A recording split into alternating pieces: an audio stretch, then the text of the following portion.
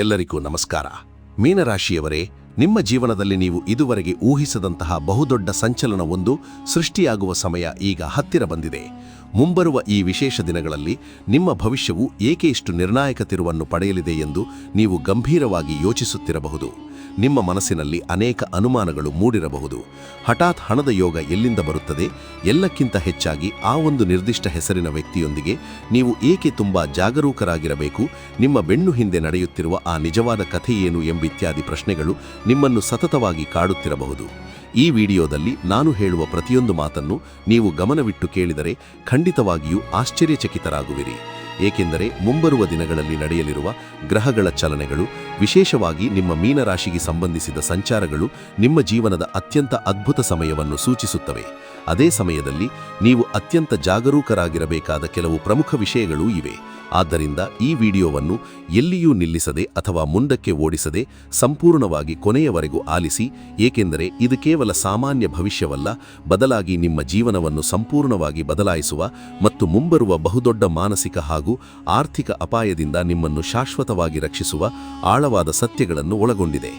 ಮೀನರಾಶಿಯವರು ಹುಟ್ಟಿನಿಂದಲೇ ಅತ್ಯಂತ ಸೂಕ್ಷ್ಮ ಮನಸ್ಸಿನವರು, ದಯಾಮಯಿಗಳು ಮತ್ತು ಇತರರಿಗೆ ಯಾವುದೇ ಫಲಾಪೇಕ್ಷೆ ಇಲ್ಲದೆ ಸಹಾಯ ಮಾಡುವ ಗುಣವನ್ನು ಹೊಂದಿರುವವರು. ನಿಮ್ಮ ಈ ಒಳ್ಳೆಯ ಉದ್ದೇಶಗಳೇ ಕೆಲವೊಮ್ಮೆ ನಿಮಗೆ ದೊಡ್ಡ ಮುಳುವಾಗಬಹುದು. ನೀವು ಯಾರನ್ನಾದರೂ ಒಮ್ಮೆ ನಂಬಿದರೆ ಅವರಿಗಾಗಿ ನಿಮ್ಮ ಪ್ರಾಣವನ್ನೇ ನೀಡಲು ಸಿದ್ಧರಿರುತ್ತೀರಿ. ಆದರೆ ಕಳೆದ ಕೆಲವು ಸಮಯದಿಂದ ನೀವು ಎದುರಿಸುತ್ತಿರುವ ಸವಾಲುಗಳು ಮತ್ತು ನೋವುಗಳು, ಆ ಅತಿಯಾದ ನಂಬಿಕೆಯು ನಿಮಗೆ ಎಷ್ಟು ದೊಡ್ಡ ಮಟ್ಟದಲ್ಲಿ ನೋವುಂಟು ಮಾಡುತ್ತದೆ ಎಂಬುದಕ್ಕೆ ಜೀವಂತ ಸಾಕ್ಷಿಯಾಗಿವೆ. ನಿಮ್ಮ ಜೀವನದಲ್ಲಿ ಬಂದಿರುವ ಕಷ್ಟಗಳು ಮತ್ತು ಮಾನಸಿಕ ಸಂಘರ್ಷಗಳು ಶೀಘ್ರದಲ್ಲೇ ಕೊನೆಗೊಳ್ಳುವ ಹಂತಕ್ಕೆ ಬಂದಿವೆ. ನೀವು ಹಗಲಿರುಳು ಕಷ್ಟಪಟ್ಟು ಸಂಪಾದಿಸಿದ ಹಣ ಕೈ ಸೇರದೇ ಇರುವುದು, ಸಮಯಕ್ಕೆ ಸರಿಯಾಗಿ ಹಣ ಬಾರದೆ ಸಾಲಗಾರ ಒತ್ತಡ ಹೆಚ್ಚಾಗಿರುವುದು ಮತ್ತು ಕುಟುಂಬದ ಜವಾಬ್ದಾರಿಗಳ ಹೊರೆ ನಿಮ್ಮನ್ನು ವಿಪರೀತವಾಗಿ ಆಯಾಸಗೊಳಿಸಿರಬಹುದು. ಕೆಲಸದಲ್ಲಿ ನಿರೀಕ್ಷಿತ ಮನ್ನಣೆ ಸಿಗದೆ ನಿಮ್ಮ ಕಣ್ಣೆದುರೇ ಇತರರು ಲಾಭ ಪಡೆಯುವುದನ್ನು ನೋಡಿ ನೀವು ಮೌನವಾಗಿ ನೊಂದಿರಬಹುದು. ವಿಶೇಷವಾಗಿ ನಿಮಗೆ ತುಂಬಾ ಹತ್ತಿರವಿರುವ ವ್ಯಕ್ತಿಯೊಬ್ಬರ ನಡವಳಿಕೆಯು ನಿಮಗೆ ಬಹಳಷ್ಟು ಅನುಮಾನಗಳನ್ನು ಮತ್ತು ಮಾನಸಿಕ ಯಾತನೆಯನ್ನು ಉಂಟುಮಾಡುತ್ತಿದೆ. ನೀವು ಕುರುಡಾಗಿ ನಂಬಿದವರು ನಿಮ್ಮ ಬೆನ್ನಿಗೆ ಚೂರಿ ಹಾಕುವ ಕೆಲಸ ಮಾಡುತ್ತಿದ್ದಾರೆ. ನಿಮ್ಮ ಕಷ್ಟಗಳನ್ನು ಯಾರೊಂದಿಗೂ ಹಂಚಿಕೊಳ್ಳಲಾಗದೆ ಒಳಗೆ ನರಳುತ್ತಿರುವ ನಿಮ್ಮ ಪರಿಸ್ಥಿತಿ ಬದಲಾಗುವ ಸುಸಮಯ ಈಗ ಒದಗಿ ಬಂದಿದೆ. ಕತ್ತಲೆಯ ನಂತರ ಬೆಳಕು ಬರುವಂತೆಯೇ ನಿಮ್ಮ ಕಷ್ಟಗಳ ನಂತರ ಬಹುದೊಡ್ಡ ಬದಲಾವಣೆ ನಿಮ್ಮನ್ನು ಹುಡುಕಿಕೊಂಡು ಬರುತ್ತಿದೆ. ನಿಮ್ಮ ಜಾತಕದಲ್ಲಿ ಸೃಷ್ಟಿಯಾಗಿರುವ ವಿಶೇಷ ರಾಜಯೋಗವು ವಿದೇಶಿ ವ್ಯವಹಾರಗಳಿಂದ ಅಥವಾ ಅನಿರೀಕ್ಷಿತ ಮಾರ್ಗಗಳಿಂದ ಹಣದ ಹರಿವನ್ನು ತರಲಿದೆ. ಮುಂಬರುವ ಗ್ರಹಗಳ ಚಲನೆಯು ನಿಮ್ಮ ರಹಸ್ಯ ಶತ್ರುಗಳನ್ನು ಬೇರು ಸಹಿತ ನಾಶ ಮಾಡುವ ಶಕ್ತಿಯನ್ನು ಹೊಂದಿದೆ.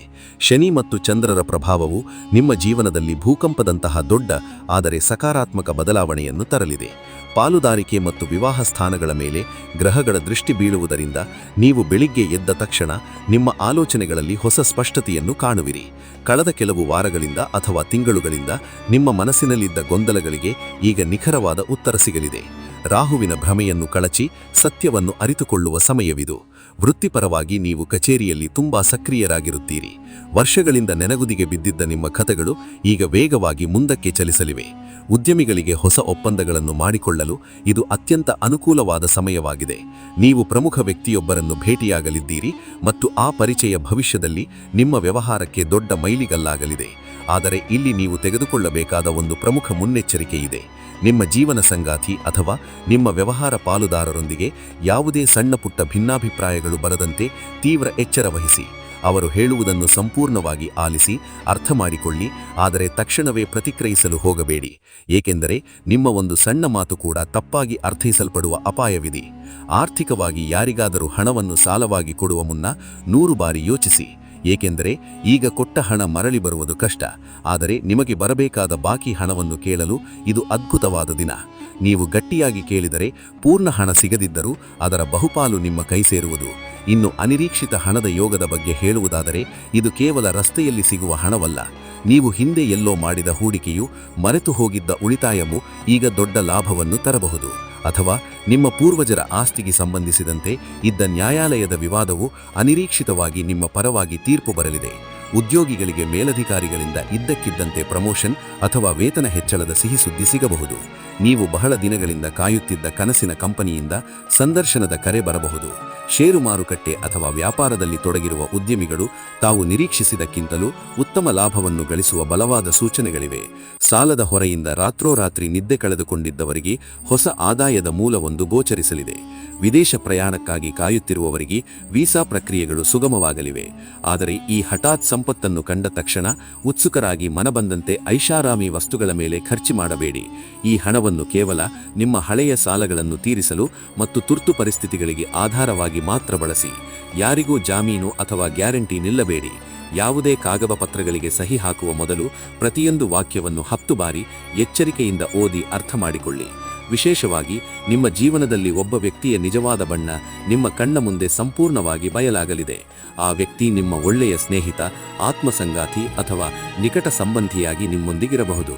ಅವರು ನಿಮ್ಮೊಡನೆ ಯಾವಾಗಲೂ ನಗುತ್ತಾ, ತುಂಬಾ ಮೃದುವಾಗಿ ಮಾತನಾಡುತ್ತಾ ನಿಮ್ಮ ಜೀವನದ ಪ್ರತಿಯೊಂದು ರಹಸ್ಯವನ್ನು ಅರಿಯಲು ಪ್ರಯತ್ನಿಸುತ್ತಾರೆ.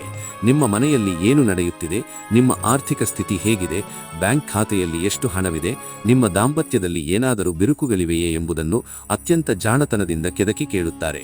ನೀವು ತೊಂದರೆಯಲ್ಲಿದ್ದಾಗ ನಿಮ್ಮ ಫೋನ್ ಕೂಡ ಎತ್ತದ ಇವರು ನಿಮ್ಮ ಬಳಿ ಹಣವಿದ್ದಾಗ ಅಥವಾ ನಿಮ್ಮಿಂದ ಕೆಲಸವಾಗಬೇಕಾದಾಗ ಮಾತ್ರ ಅಂಟಿಕೊಳ್ಳುತ್ತಾರೆ. ನೀವು ಅತ್ಯಂತ ನಂಬಿಕೆಯಿಂದ ಹೇಳಿದ ರಹಸ್ಯಗಳನ್ನು ಇತರರ ಬಳಿ ತಿರುಚಿ ಹೇಳಿ ನಿಮ್ಮ ಬಗ್ಗೆ ಕೆಟ್ಟ ಅಭಿಪ್ರಾಯ ಮೂಡುವಂತೆ ಷಡ್ಯಂತ್ರ ಮಾಡುತ್ತಾರೆ. ಇಂಗ್ಲಿಷ್ ವರ್ಣಮಾಲೆಯ SRKN ಮುಂತಾದ ಅಕ್ಷರಗಳಿಂದ ಪ್ರಾರಂಭವಾಗುವ ಹೆಸರಿನವರ ಬಗ್ಗೆ ನೀವು ಸ್ವಲ್ಪ ಎಚ್ಚರಿಕೆಯಿಂದ ಇರಬೇಕು. ಇದರರ್ಥ ಈ ಅಕ್ಷರಗಳಿರುವ ಪ್ರತಿಯೊಬ್ಬರೂ ಕೆಟ್ಟವರೆಂದಲ್ಲ. ದಯವಿಟ್ಟು ಮೂರ್ಖರಾಗಬೇಡಿ. ಆದರೆ ನಿಮ್ಮ ಸುತ್ತಮುತ್ತ ಅನುಮಾನಾಸ್ಪದವಾಗಿ ವರ್ತಿಸುತ್ತಿರುವ 2 ನಾಲಿಗೆಯ ವ್ಯಕ್ತಿಗಳ ಹೆಸರು ಈ ಅಕ್ಷರಗಳಿಂದ ಪ್ರಾರಂಭವಾಗುತ್ತಿದ್ದರೆ ನೀವು 100ಕ್ಕೆ 100 ಜಾಗರೂಕರಾಗಿರಬೇಕು. ನಿಮ್ಮ ಬೆನ್ನು ಹಿಂದೆ ನಡೆದ ದೊಡ್ಡ ನಾಟಕದ ಪುರಾವೆಗಳು ನಿಮಗೆ ಶೀಘ್ರದಲ್ಲೇ ಸಿಗಲಿವೆ. ಸತ್ಯ ತಿಳಿದಾಗ ಆಘಾತಕ್ಕೊಳಗಾಗಬೇಡಿ, ಕಣ್ಣೀರು ಹಾಕಬೇಡಿ ಮತ್ತು ಅವರ ಮನೆಗೆ ಹೋಗಿ ಜಗಳವಾಡಬೇಡಿ. ಮೀನರಾಶಿಯವರು ತಮ್ಮ ಕೋಪವನ್ನು ನಿಯಂತ್ರಿಸಿಕೊಳ್ಳುವುದು ಬಹಳ ಮುಖ್ಯ. ಮೌನವಾಗಿ ಅವರಿಂದ ಮಾನಸಿಕ ಅಂತರವನ್ನು ಕಾಯ್ದುಕೊಳ್ಳಿ. ಅವರೊಂದಿಗೆ ನಗುತ್ತಲೇ ಇರಿ, ಆದರೆ ನಿಮ್ಮ ಗುಟ್ಟುಗಳನ್ನು ಬಿಟ್ಟುಕೊಡಬೇಡಿ. ನಿಮ್ಮ ಈ ಮೌನವೇ ನೀವು ಅವರಿಗೆ ನೀಡುವ ಅತಿದೊಡ್ಡ ಶಿಕ್ಷೆಯಾಗಲಿದೆ. ಕರ್ಮ ಸಿದ್ಧಾಂತದ ಪ್ರಕಾರ ಅವರ ಪಾಪದ ಫಲವನ್ನು ಅವರು ಮುಂದೊಂದು ದಿನ ಅನುಭವಿಸಲೇಬೇಕು. ಉದ್ಯೋಗಿಗಳು ತಮ್ಮ ಕಚೇರಿಯಲ್ಲಿ ಸಹೋದ್ಯೋಗಿಗಳು ಮಾಡುವ ಕೆಟ್ಟ ರಾಜಕೀಯದಿಂದ ಸಂಪೂರ್ಣವಾಗಿ ದೂರವಿರಬೇಕು. ಯಾರೋ ಬಂದು ಮತ್ತೊಬ್ಬರ ಬಗ್ಗೆ ಚಾಡಿ ಹೇಳಿದರೆ ಅದಕ್ಕೆ ತಲೆದೂಗಬೇಡಿ. ನಿಮ್ಮ ಕೆಲಸವನ್ನು ಪ್ರಾಮಾಣಿಕವಾಗಿ ಮಾಡಿಕೊಂಡು ಮುನ್ನಡೆಯುವುದು ನಿಮಗೆ ಶ್ರೇಯಸ್ಕರ. ನಿರುದ್ಯೋಗಿಗಳು ಸಂದರ್ಶನಗಳಿಗೆ ಹೋಗುವಾಗ ಪೂರ್ಣ ಆತ್ಮವಿಶ್ವಾಸದಿಂದ ಉತ್ತರಿಸಿ. ವಿಷಯ ಜ್ಞಾನದ ಕೊರತೆಯಿಂದ ಅಥವಾ ಸಂವಹನದಲ್ಲಿ ಎಡವದಂತೆ ಮುಂಚಿತವಾಗಿ ಕನ್ನಡಿಯ ಮುಂದೆ ನಿಂತು ಅಭ್ಯಾಸ ನಡೆಸಿ. ಮದುವೆಗೆ ಪ್ರಯತ್ನಿಸುತ್ತಿರುವವರಿಗೆ ಈ ಸಮಯವು ಮಿಶ್ರ ಫಲಿತಾಂಶಗಳನ್ನು ನೀಡಲಿದೆ. ನೀವು ಮದುವೆಯಾಗಲು ಬಯಸುವ ವ್ಯಕ್ತಿಯ ಬಗ್ಗೆ ಕೆಲವು ಹೊಸ ರಹಸ್ಯಗಳು ಅಥವಾ ಅವರ ಹಿಂದಿನ ಜೀವನದ ವಿವರಗಳು ಹೊರಬರಬಹುದು. ಕುಟುಂಬದಲ್ಲಿ ಶಾಂತಿ ಕಾಪಾಡಲು ನೀವು ಸ್ವಲ್ಪ ಮೌನ ವಹಿಸುವುದು, ರಾಜಿ ಮಾಡಿಕೊಳ್ಳುವುದು ಒಳಿತು. 3ನೇ ವ್ಯಕ್ತಿಯ ಮಾತನ್ನು ಕೇಳಿ ನಿಮ್ಮ ಸಂಗಾತಿಯ ಮೇಲೆ ಯಾವ ಕಾರಣಕ್ಕೂ ಅನುಮಾನ ಪಡಬೇಡಿ. ಸಂಶಯಗಳಿದ್ದರೆ ಮುಖಾಮುಖಿ ಕುಳಿತು ಶಾಂತವಾಗಿ ಮಾತನಾಡಿ ಬಗೆಹರಿಸಿಕೊಳ್ಳಿ. ಪುರಾವೆಗಳಿಲ್ಲದೆ ನಿರ್ಧಾರಕ್ಕೆ ಬರಬೇಡಿ. ಜಂಟಿ ಕುಟುಂಬದಲ್ಲಿರುವವರು ಆಸ್ತಿ ಹಂಚಿಕೆಯ ಬಗ್ಗೆ ಈಗಲೇ ಯಾವುದೇ ಚರ್ಚೆ ಮಾಡದಿರುವುದು ಉತ್ತಮ. ಇದು ಅನಗತ್ಯ ವಿವಾದಗಳಿಗೆ ಎಡೆಮಾಡಿಕೊಡುತ್ತದೆ. ಮಕ್ಕಳ ನಡವಳಿಕೆಯನ್ನು ಸೂಕ್ಷ್ಮವಾಗಿ ಗಮನಿಸಿ. ಅವರು ಮೊಬೈಲ್ಗೆ ದಾಸರಾಗದಂತೆ ತಡೆಯಿರಿ ಮತ್ತು ಅವರೊಂದಿಗೆ ಗುಣಮಟ್ಟದ ಸಮಯ ಕಳೆಯಿರಿ. ಆರೋಗ್ಯದ ದೃಷ್ಟಿಯಿಂದ ಈ ಸಮಯದಲ್ಲಿ ಮಾನಸಿಕ ಒತ್ತಡ ವಿಪರೀತವಾಗಿ ಹೆಚ್ಚಾಗುವ ಸಾಧ್ಯತೆಯಿದೆ.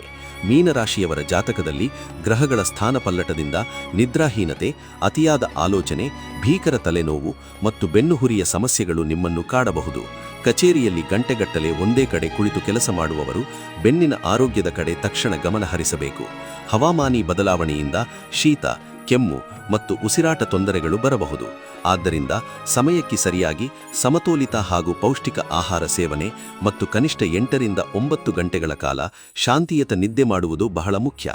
ರಾತ್ರಿ ಮಲಗುವ ಮುನ್ನ ಮೊಬೈಲ್ ನೋಡುವುದನ್ನು ಸಂಪೂರ್ಣವಾಗಿ ಬಿಟ್ಟುಬಿಡಿ. ಪ್ರತಿದಿನ ಬೆಳಿಗ್ಗೆ ಎದ್ದು ತಾಜಾ ಗಾಳಿಯಲ್ಲಿ ನಡೆಯುವುದು, ಯೋಗ, ಪ್ರಾಣಾಯಾಮ ಅಥವಾ ಧ್ಯಾನ ಮಾಡುವುದರಿಂದ ನಿಮ್ಮ ಮನಸ್ಸು ಪ್ರಶಾಂತವಾಗುತ್ತದೆ. ಹೊರಗಿನ ಜಂಕ್ ಫುಡ್ಗಳಿಂದ ದೂರವಿರಿ ಮತ್ತು ಸಾಕಷ್ಟು ನೀರು ಕುಡಿಯಿರಿ. ಸಣ್ಣ ಪುಟ್ಟ ಆರೋಗ್ಯ ಸಮಸ್ಯೆಗಳು ಬಂದರೆ ಭಯಪಡದೆ ವೈದ್ಯರನ್ನು ಸಂಪರ್ಕಿಸಿ. ಆದರೆ ಇಂಟರ್ನೆಟ್ನಲ್ಲಿ ಹುಡುಕಿ ನೀವೇ ವೈದ್ಯರಾಗಲು ಹೋಗಬೇಡಿ. ಆಧ್ಯಾತ್ಮಿಕವಾಗಿ ಸೂರ್ಯ ದೇವತಾ ಮತ್ತು ಶ್ರೀಮನ್ನಾರಾಯಣನ ಆರಾಧನೆಯು ನಿಮಗೆ ಬಹಳಷ್ಟು ಶಕ್ತಿಯನ್ನು ನೀಡುತ್ತದೆ. ಪ್ರತಿದಿನ ಬೆಳಿಗ್ಗೆ ಸೂರ್ಯೋದಯದ ಸಮಯದಲ್ಲಿ ಎದ್ದು ಶುಚಿಯಾಗಿ ಸ್ನಾನ ಮಾಡಿ ಉದಯಿಸುತ್ತಿರುವ ಸೂರ್ಯನಿಗೆ ಮುಖ ಮಾಡಿ ನಮಸ್ಕರಿಸಿ. ಸಾಧ್ಯವಾದರೆ ತಾಮ್ರದ ಪಾತ್ರೆಯಲ್ಲಿ ಸ್ವಲ್ಪ ನೀರು, ಕೆಂಪು ಹೂವು ಮತ್ತು ಕುಂಕುಮವನ್ನು ಹಾಕಿ ಸೂರ್ಯನಿಗೆ ಅರ್ಘ್ಯವನ್ನು ನೀಡಿ. ಆದಿತ್ಯ ಹೃದಯಂ ಸ್ತೋತ್ರವನ್ನು ಕೇಳುವ ಅಥವಾ ಪಠಿಸುವ ಅಭ್ಯಾಸ ಮಾಡಿಕೊಳ್ಳಿ. ಇದು ನಿಮ್ಮೊಳಗಿನ ಮತ್ತು ನಿಮ್ಮ ಸುತ್ತಮುತ್ತಲಿನ ಎಲ್ಲ ನಕಾರಾತ್ಮಕ ಶಕ್ತಿಯನ್ನು ದೂರ ಮಾಡಿ ಅದ್ಭುತವಾದ ಸಕಾರಾತ್ಮಕ ಶಕ್ತಿಯನ್ನು ಹೆಚ್ಚಿಸುತ್ತದೆ. ಇದರ ಜೊತೆಗೆ ಸಂಜೆ ಮನೆಯಲ್ಲಿ ದೀಪ ಹಚ್ಚಿ ವಿಷ್ಣು ಸಹಸ್ರನಾಮ ಪಠಿಸುವುದು ಅಥವಾ ಕೇಳುವುದು ಬಹಳ ಶುಭದಾಯಕ. ಇದು ನಿಮ್ಮ ಮನಸ್ಸಿನ ಕಲ್ಮಶಗಳನ್ನು ತೊಡೆದುಹಾಕುತ್ತದೆ. ಭಾನುವಾರದ ದಿನ ಗೋಧಿ ಅಥವಾ ಬೆಲ್ಲವನ್ನು ದಾನ ಮಾಡುವುದು, ಸಾಧ್ಯವಾದಷ್ಟು ಬಡವರಿಗೆ, ನಿರ್ಗತಿಕರಿಗೆ ಅಥವಾ ಅನಾಥರಿಗೆ ನಿಸ್ವಾರ್ಥದಿಂದ ಅನ್ನದಾನ ಮಾಡುವುದು ನಿಮ್ಮ ಶ್ರೇಯಸ್ಸನ್ನು ಹೆಚ್ಚಿಸುತ್ತದೆ. ಕೇವಲ ಪೂಜೆ ಮಾಡಿದ ತಕ್ಷಣ ಆಕಾಶದಿಂದ ಹಣ ಬೀಳುವುದಿಲ್ಲ.